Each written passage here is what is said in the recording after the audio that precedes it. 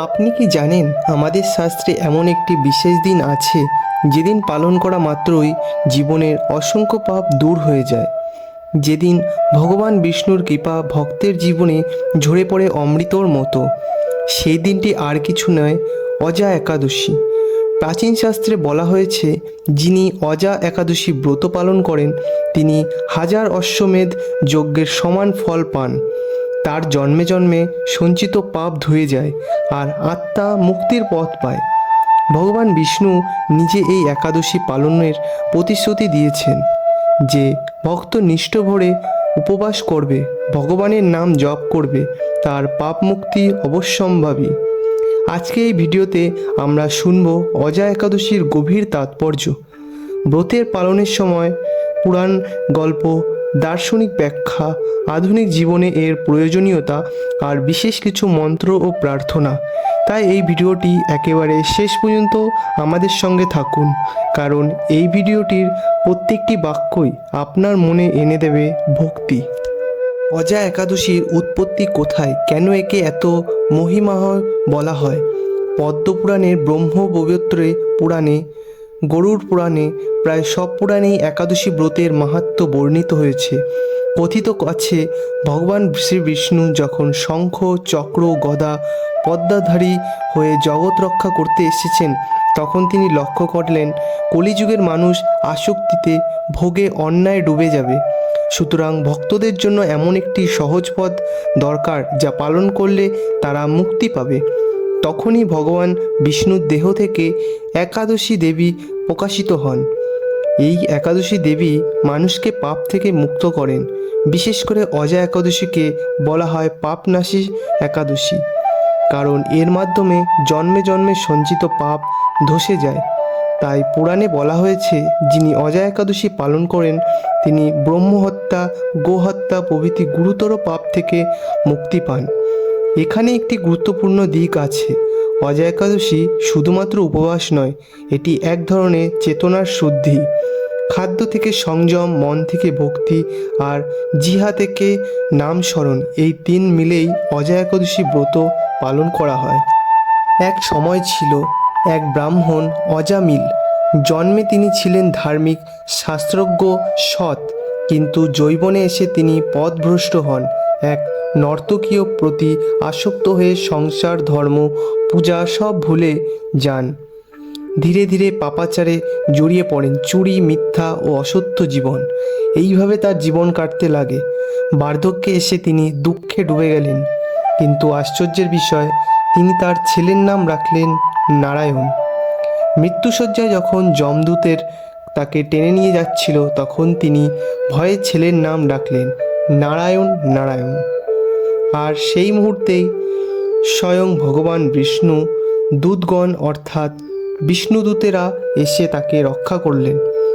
অজামিল ভগবানের কৃপায় পাপ থেকে মুক্ত পেলেন, শুধু একবার নারায়ণ নাম উচ্চারণ করার জন্য। এই কাহিনী আমাদের শেখায়, একাদশীর দিন যদি ভগবানের নাম স্মরণ করা হয় তবে সবচেয়ে বড় পাপীও মুক্ত লাভ করেন। এই কারণে এই একাদশীর নাম রাখা হয় অজা একাদশী। অজা একাদশীর দিন ব্রত পালনের জন্য ভোরবেলা উঠে স্নান করতে হবে। পবিত্রতা এই ব্রতের মূল ভিত্তি। স্নান শেষে পরিষ্কার সাদা ও হলুদ পোশাক পরতে হবে। গঙ্গাজল নিতে হবে। ভগবান বিষ্ণুর উদ্দেশ্যে ব্রতের সংকল্প করতে হবে। ভগবান বিষ্ণুর প্রতিমা বা ছবিকে গঙ্গার জল দিয়ে শুদ্ধ করে ধূপ, দীপ, ফুল, চন্দন দিয়ে পুজো করতে হবে। তুলসী পাতা অর্পণ অপরিহার্য। ওং নমো ভগবতে বাসুদেবায় মন্ত্র অন্তত 108 বার জপ করুন। কেউ নির্জলা উপবাস করেন, কেউ ফলাহার করেন, আবার কেউ শুধু জল গ্রহণ করেন, যেটা সামর্থ্য অনুযায়ী সম্ভব। তাই করা উচিত। সারাদিন হরিনাম জপ করুন, গীতা পাঠ করুন। ভজন কীর্তন করলে ব্রত আরও ফলশ্রুত হয়। শাস্ত্রে বলা হয়েছে, যিনি এই নিয়মে অজা একাদশী পালন করবেন তার পাপ নিশ্চয়ই ধুয়ে যাবে। একাদশীর সবচেয়ে বড় মাহাত্ম্য হল রাত্রি জাগরণ। পুরাণে বর্ণিত আছে, যদি কেউ একাদশীর রাতে ভগবানের নাম নিয়ে জেগে থাকে তবে তা হাজার যজ্ঞের সমান ফলপ্রসাদ হয়। তাই ভক্তরা এই দিন রাতে দীপ জ্বালিয়ে ভজন সন্ধ্যা করেন। মন্দিরে নাম সংকীর্তন হয়, গ্রামগঞ্জে হরিনাম ধ্বনি ওঠে।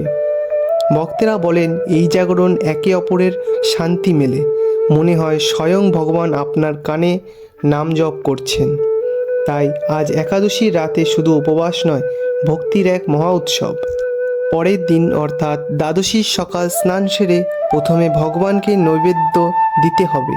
তারপর ফল, দুধ, নিরামিষ খাদ্যের মাধ্যমে উপবাস ভাঙতে হয়। এই সময় মনে রাখতে হবে ব্রত পালনের জন্য শুধু নিজের জন্য নয়, অন্যকে সাহায্য করার জন্য। এই শাস্ত্রে বলা হয়েছে এই দিনে গরিবের অন্নপ্রদান, ব্রাহ্মণ ভোজন কিংবা প্রয়োজনে ছোটোখাটো দান করলে ব্রতের ফল বহুগুণ বৃদ্ধি পায়। আজ একাদশী কেবল শরীরের উপবাস নয়, এটি মানসিক শুদ্ধিরও দিন। উপবাস আমাদের শেখায় সংযমী প্রকৃত শক্তি।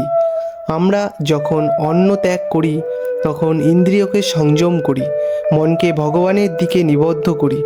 আজকের ব্যস্ত জীবনে আমরা সবাই দুঃখ, কষ্টে, মানসিক অশান্তিতে জড়িত।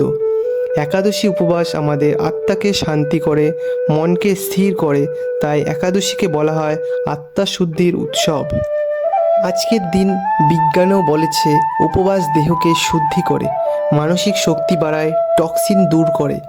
একাদশী ব্রত তাই আধ্যাত্মিকতার পাশাপাশি স্বাস্থ্য রক্ষার এক অসাধারণ পথ। অজা একাদশী আমাদের শেখায় ভগবানের নাম স্মরণই মুক্তির পথ। আমরা যতই পাপে জড়িত হয়ে পড়ি না কেন, নারায়ণ নাম আমাদের মুক্তি দেবে। তাই আসুন এই অজা একাদশী আমরা সবাই ভগবানকে ডাক দিই, হে নারায়ণ আমাদের রক্ষা করুন, আমাদের অন্তরের আলো দিন। হরে কৃষ্ণ কৃষ্ণ কৃষ্ণ হরে হরে, হরে রাম রাম রাম হরে হরে।